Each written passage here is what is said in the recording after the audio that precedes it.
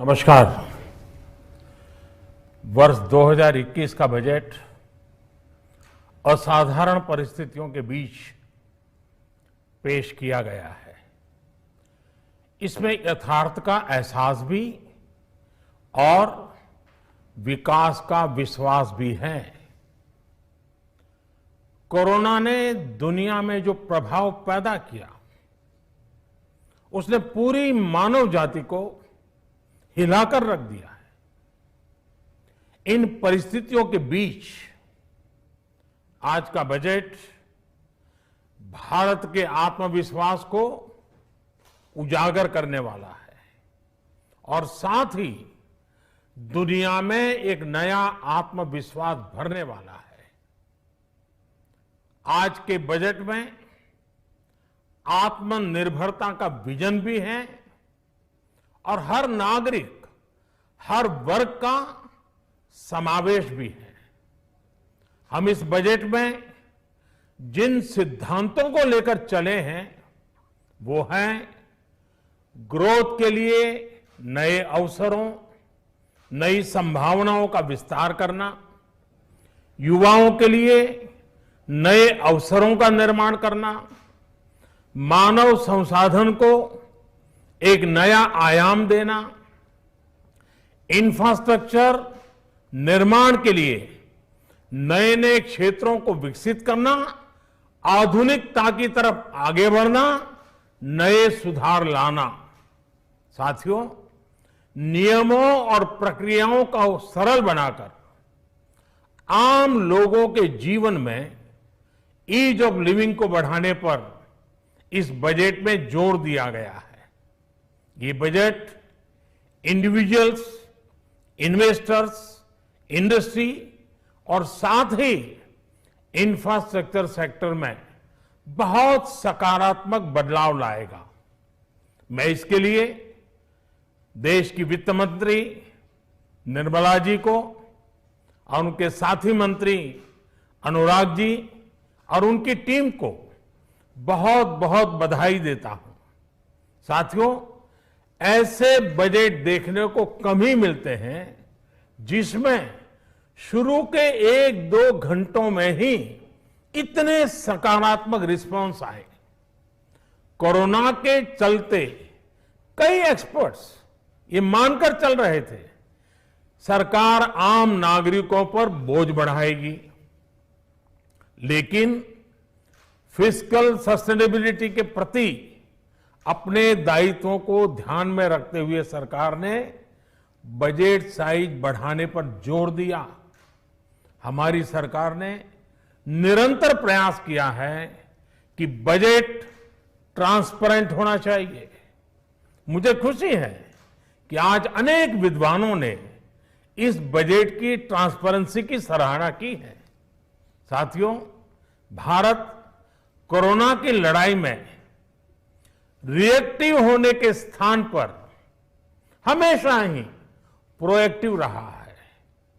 चाहे वो कोरोना के काल में किए गए रिफॉर्म्स हो या फिर आत्मनिर्भर भारत का संकल्प, इसी प्रोएक्टिवनेस को बढ़ाते हुए आज के बजट में भी रिएक्टिव का नामो निशान नहीं है। साथ ही हम एक्टिव पर, स्टेटस को पर भी अटके नहीं हैं और हमने इस बजट में भी प्रोएक्टिव बजट देकर के देश के सामने प्रोएक्टिव होने का संदेश दिया है।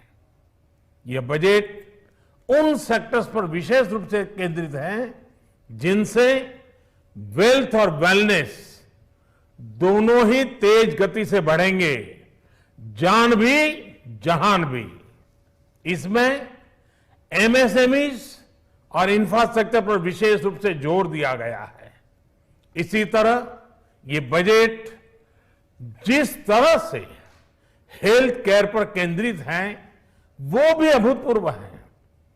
ये बजट देश के हर क्षेत्र में विकास यानी ऑल राउंड डेवलपमेंट की बात करता रहता है।